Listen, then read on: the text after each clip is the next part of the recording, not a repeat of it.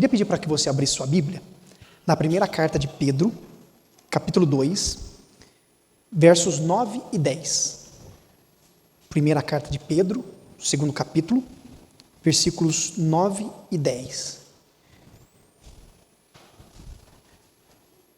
Eu serei breve, objetivo, mas ao mesmo tempo quero que você fique bem atento, porque quero ser bastante profundo na nossa reflexão bíblica nesses minutos que teremos.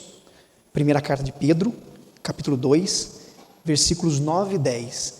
Eu quero conversar com vocês nessa noite a respeito do chamado do Senhor para nós, para que sejamos testemunhas a respeito do seu amor, da sua graça, no meio ao qual estamos inseridos.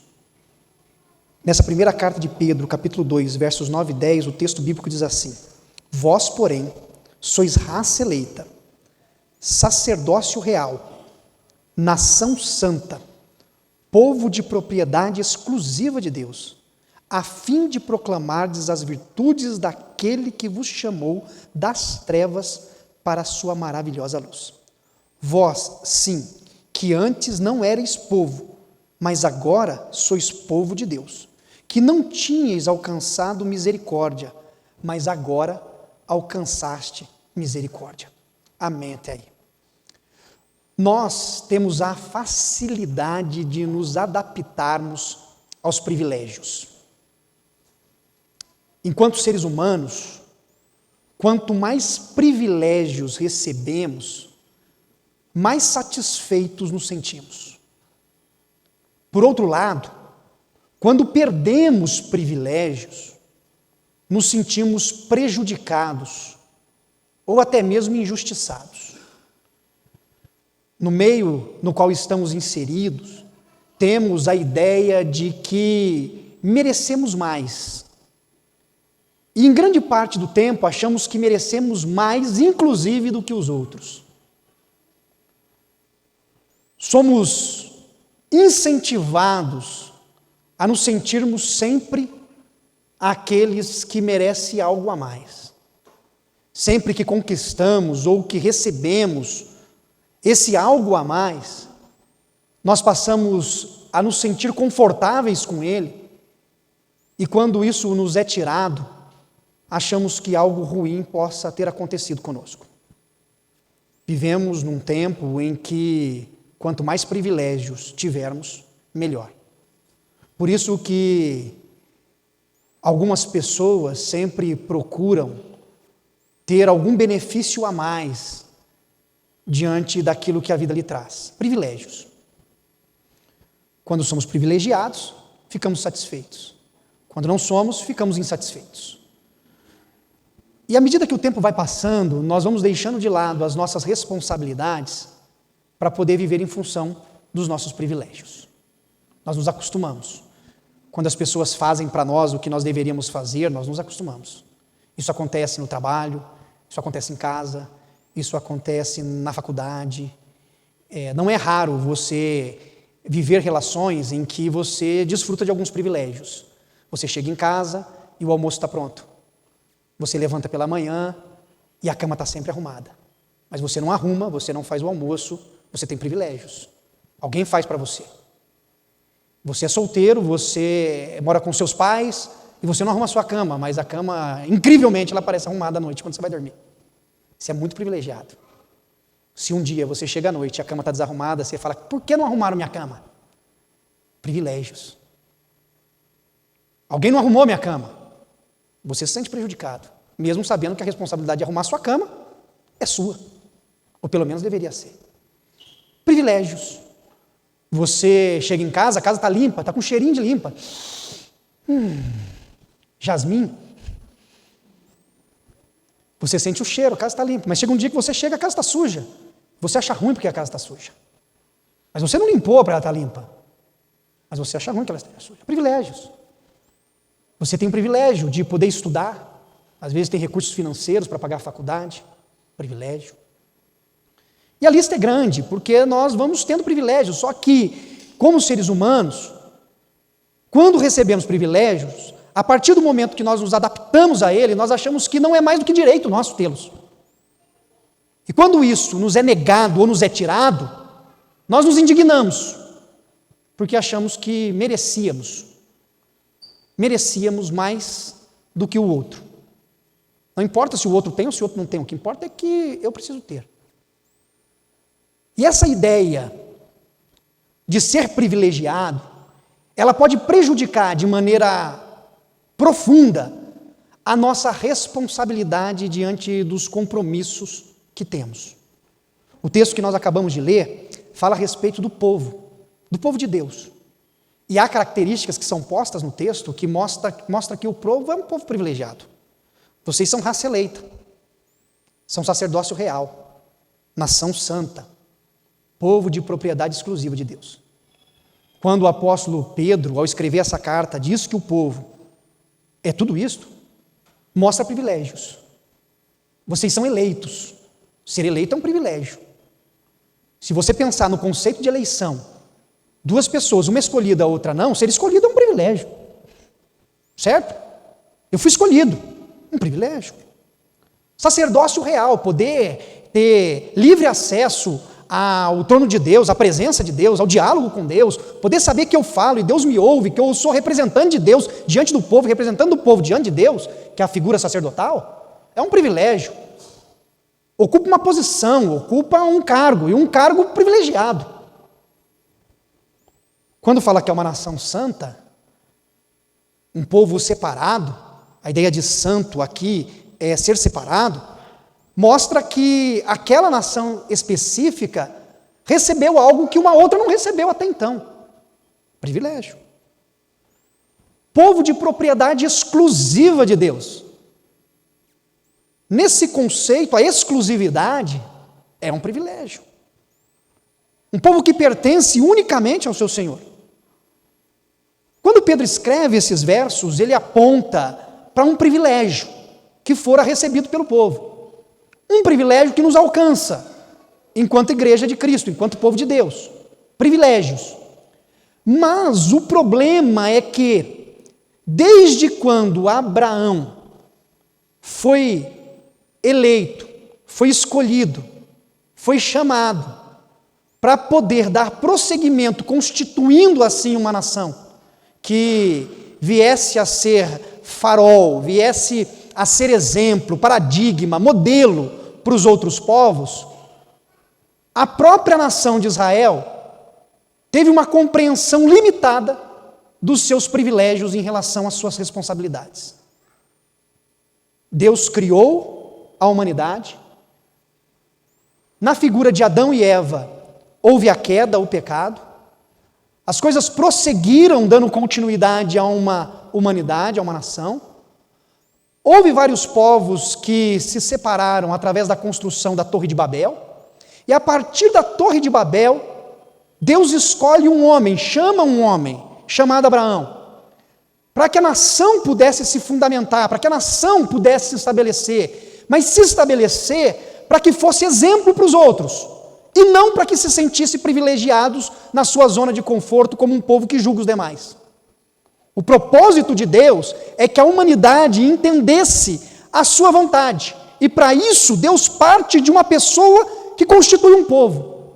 Mas esta pessoa e este povo, no decorrer da história, voltaram os olhos só para si mesmos. E por isso que nós temos na história do Antigo Testamento muita disciplina, muita exortação, muita correção, porque o privilégio é bom, mas o privilégio é um perigo. Ser privilegiado nos traz muita satisfação, mas ser privilegiado pode nos trazer muita acomodação. Quando nós chegamos no Novo Testamento, a igreja de Cristo Jesus é constituída de pessoas privilegiadas. Se você teve seu coração impactado pelo Evangelho, se o Espírito de Deus tocou a sua vida de maneira profunda e você reconheceu a sua condição de pecador, pecadora, reconheceu a sua natureza pecaminosa e a necessidade do Salvador, você é privilegiado, com a plena consciência de que seus pecados foram perdoados e que o sacrifício de Cristo na cruz foi suficiente para te dar nova vida. É um privilégio. Saber que nós não merecíamos ser perdoados e fomos perdoados é um privilégio. Mas esse privilégio não é para que nós nos assentemos no sofá de casa e possamos dizer assim: bom, eu sou salvo, eu tenho a vida ganha, se não aqui, pelo menos na eternidade, estou tranquilo, sou um privilegiado. Mas a salvação em Cristo é para que nós assumamos as nossas responsabilidades de sermos sal e luz nessa terra. Se no chamado de Deus a Abraão é para que ele fosse separado no conceito e na ideia de que ele deveria seguir as ordens de Deus para ser exemplo para os demais povos. No Novo Testamento, nós, enquanto igreja, somos enviados, somos encaminhados. Nós temos o privilégio de reconhecer a salvação para que nós sejamos homens e mulheres que anunciam e proclamam o Evangelho de Jesus Cristo ao mundo. Por isso que Pedro, quando ele diz a respeito de quem somos, ele fala: a fim de proclamardes as virtudes daquele que vos chamou das trevas para a sua maravilhosa luz. Vocês têm privilégios, mas vocês têm também responsabilidades. Vocês receberam um presente, um dom, o dom da vida, mas vocês têm o dever de refletir a luz da vida, a luz do mundo, às pessoas à sua volta. Vocês são enviados, nós somos enviados para proclamar as virtudes daquele que nos chamou das trevas para a maravilhosa luz. Somos chamados a anunciar as boas novas do Evangelho. O privilégio que traz responsabilidade. Nós somos privilegiados porque fomos perdoados dos nossos erros. Mas nós temos a responsabilidade de perdoar as pessoas que nos ofendem. Entende o peso? Nós somos privilegiados por entender que Deus é justo, mas nós temos a responsabilidade de fazer justiça, mesmo que a justiça nos prejudique. Nós temos o privilégio de sermos aceitos por Deus sem discriminação, mas nós temos a responsabilidade de aceitar o outro e trazer o outro para perto de nós sem discriminação. Seja ela de raça, seja ela econômica, seja ela qual for, de nacionalidade. Nós temos um privilégio, mas nós temos uma responsabilidade. E a responsabilidade que temos é de fato vivermos o Evangelho de Cristo Jesus dia após dia, amando, perdoando, se solidarizando, exercendo compaixão, é vivermos aquilo que aprendemos por meio do Evangelho de Jesus. É sermos instrumentos para que a luz de Cristo brilhe em meio às trevas. Para que a luz de Cristo seja vista em meio a uma sociedade caída. O papel da igreja, o papel de cada um de nós como homens e mulheres salvos e redimidos pelo sangue de Cristo Jesus, é vivermos o Evangelho de Jesus aonde estamos. Isso é uma responsabilidade. Você está num ambiente onde há preconceito e você tratar todos com igualdade e denunciar o preconceito é uma responsabilidade do Evangelho. Você vê pessoas sofrendo injustiça, sabendo a verdade, é tua responsabilidade dizer o que é certo, o que é justo e a verdade. É nosso dever. Estar em meio às relações doentias e procurar agir com amor, compaixão, perdão, é responsabilidade do Evangelho. Você sofrer algumas injustiças e amar o teu próximo é responsabilidade do Evangelho. Quando nós paramos para entender, refletir a respeito do Evangelho de Jesus, nós vemos que nós fomos muito privilegiados, mas que a responsabilidade que recaiu sobre nós também é tão grande quanto. Tão grande quanto. Temos a responsabilidade de viver para a glória de Deus e sermos instrumentos nas mãos dele em todos os lugares aonde quer que estejamos. Por isso que no versículo 10, Pedro diz assim: vós sim, que antes não erais povo, antes vocês não eram uma nação, antes vocês não eram uma raça eleita, vocês não eram sacerdócio, mas agora vocês são. E agora vocês são povo de Deus. Vocês não tinham alcançado misericórdia, mas Deus agora manifestou misericórdia para vocês. E essa misericórdia que nós recebemos é a misericórdia que também devemos externalizar e vivenciar diante das pessoas ao nosso redor. Viver abençoado pela misericórdia de Deus, mas ser instrumento de misericórdia às pessoas que estão à nossa volta. Responsabilidade.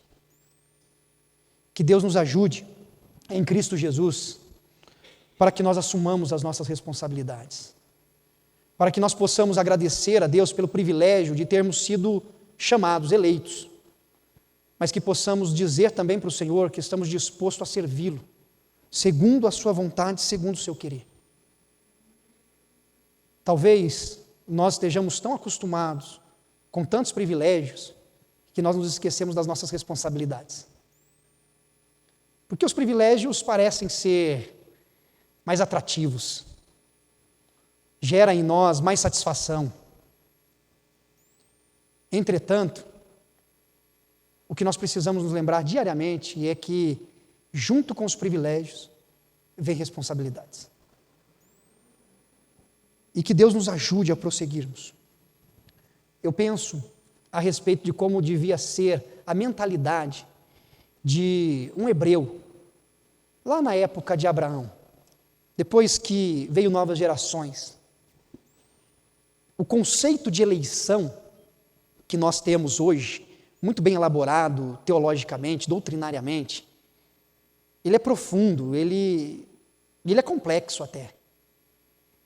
Mas naquela época, um hebreu, um homem, uma mulher comum como nós, ele não vivia o seu dia a dia dizendo assim: eu sou preferido de Deus. Eu sou preferido de Deus. Deus tem que cuidar de mim porque Deus me ama. Não, ele vivia a vida, ele fazia o seu papel, ele cumpria a sua responsabilidade, ele clamava pela misericórdia de Deus, ele vivia a sua vida, porque ele sabia dos seus deveres, ele sabia das suas responsabilidades. Assim também deve ser a nossa caminhada. Precisamos nos lembrar sempre que, apesar de todo o amor manifesto por Deus em Cristo Jesus por nós, um amor incondicional, por isso um privilégio, um amor que não leva em conta as nossas falhas, nossas mazelas, mas um amor real e profundo, que nós nos lembremos que nós temos uma grande responsabilidade. Que você possa viver os seus dias em gratidão a Deus, assumindo responsavelmente o seu chamado. Cumpra o seu papel no meio da sua família.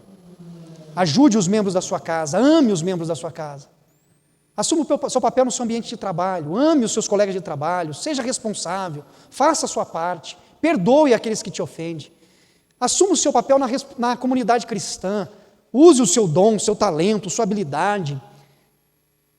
Reflita de maneira profunda sobre os temas do Evangelho, sobre as coisas da Bíblia. Seja responsável.